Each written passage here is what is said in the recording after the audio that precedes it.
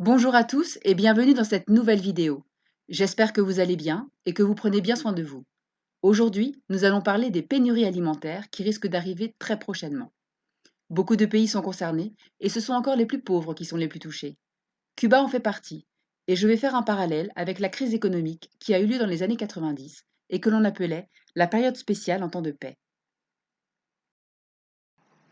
Des dizaines de millions de personnes sont menacées de ne plus pouvoir manger à leur faim, du fait de l'absence de revenus, de protection sociale et de rupture des chaînes d'approvisionnement.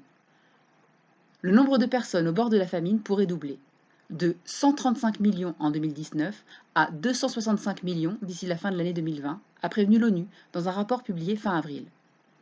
Le directeur exécutif du Programme alimentaire mondial a déclaré: alors que nous affrontons une pandémie de Covid-19, nous sommes également au bord d'une pandémie de faim. Beaucoup de pays sont touchés, de nombreux pays d'Afrique, d'Asie, comme l'Inde, mais aussi la Syrie, le Yémen et des pays latino-américains. Cette inquiétude ne concerne pas uniquement les pays du Sud.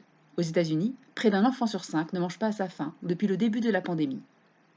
En France, les longues files d'attente en Seine-Saint-Denis lors de distribution de colis alimentaires ont marqué les esprits. Le Secours populaire a vu les demandes d'aide alimentaire augmenter de 45% depuis le mois de mars par rapport à la même période l'année dernière, et la situation est toujours très préoccupante pour les étudiants. Les restrictions aux exportations mises en œuvre par quelques pays comme la Russie, l'Ukraine et le Kazakhstan pour le blé, ou le Vietnam pour le riz, seraient inquiétantes si elles se prolongeaient. Suite à la chute de l'URSS en 1991, Cuba est plongé dans une profonde crise économique que l'on appela la période spéciale en temps de paix. Il ne recevait plus aucun produit de soins, de médicaments, de cosmétiques, de vêtements, de chaussures. Et l'alimentation était plus strictement rationnée. Le gouvernement avait réduit les journées de travail dans le secteur industriel. Il y avait des coupures fréquentes d'énergie, qui duraient entre 8 heures et 16 heures par jour. Les transports étaient de plus en plus rares, et le gouvernement distribua des vélos afin que les gens puissent se déplacer. Il n'y avait tellement rien à manger que le Cubain devait inventer de nouvelles recettes, comme des steaks de pelure de pamplemousse, des steaks hachés de peau de banane, voire même des beignets de farine. Le gouvernement autorisa l'élevage d'animaux et la culture dans des carrés de terre prévus à cet effet dans les villes. Les Cubains avaient tellement faim qu'ils allaient jusqu'à chasser du chat. Beaucoup de Cubains ne supportèrent pas la situation et quittèrent l'île sur des bateaux de fortune, direction les États-Unis. Le peuple disait qu'ils étaient les victimes de l'obsession et de l'orgueil de leur dirigeant Fidel Castro, qui refusait de se soumettre aux géants du Nord, les États-Unis. C'est à ce moment-là qu'est apparu le marché noir et le troc. En 1993, l'île s'ouvrit au tourisme et laissa entrer la monnaie de l'ennemi, le dollar. C'est à ce moment-là qu'est arrivée la prostitution. À partir de 1997, avec l'arrivée de Hugo Chavez au pouvoir au Venezuela, Cuba commença à sortir de cette crise, mais le durcissement de l'embargo les laissa encore dans une situation économique très compliquée, et ce, jusqu'à aujourd'hui. Le peuple cubain a de grandes valeurs, et les gens sont surtout très solidaires. Comme on dit là-bas, aucun embargo sur la solidarité. Les gens s'entraident, et c'est aussi pour cette raison qu'ils s'en sortent. Ils disent toujours hay que inventar, il faut inventer, dans le sens où chaque problème a sa solution. Pendant la période spéciale, le troc avait été mis en place naturellement. Aujourd'hui, il traverse encore une grande crise économique due au durcissement des mesures de l'embargo, à tel point que beaucoup redoutent cette douloureuse épreuve de la période spéciale.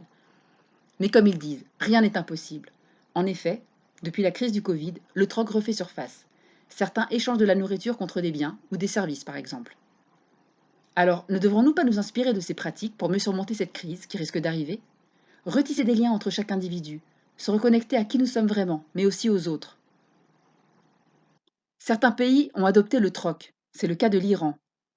En Occident, nous ne sommes pas préparés à ce genre de scénario. Nous avons tout à portée de main.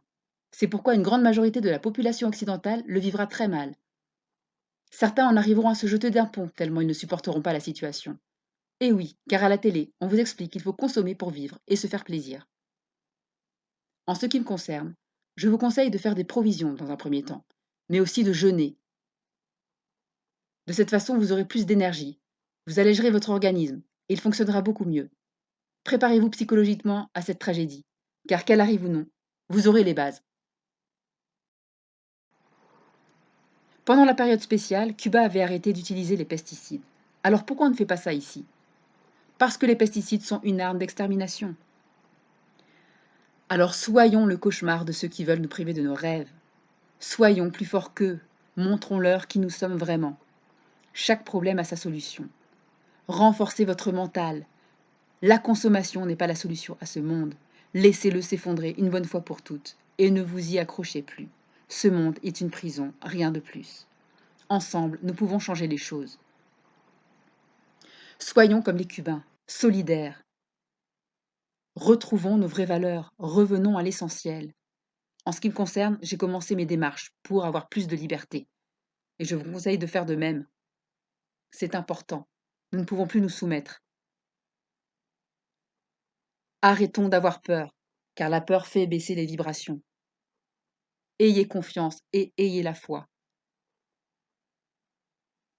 C'est ce qui nous sauvera.